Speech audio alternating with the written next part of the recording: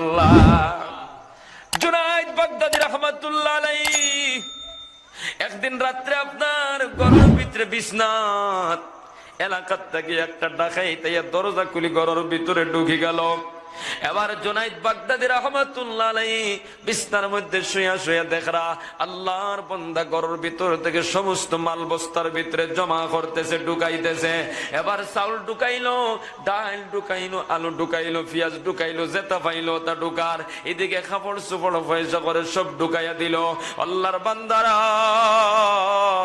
ওই ডাকাইত বেটা কিছু দুর্বল ছিল, এবার গাইড বান্ধিয়া বস্তা ভর্তি করি বস্তাটা খান্দ উঠাইতে পারে না। জুনায়েদ বাগদাদী রাহমাতুল্লাহ আলাইহি বিছনার মধ্যে হুতি হুতি আফসোস কতরার কইরা আল্লাহ ওই বান্দার সন্তান বোধহয় উপায় আমার গরু ডাকাতি দিয়ে ঢুকছে।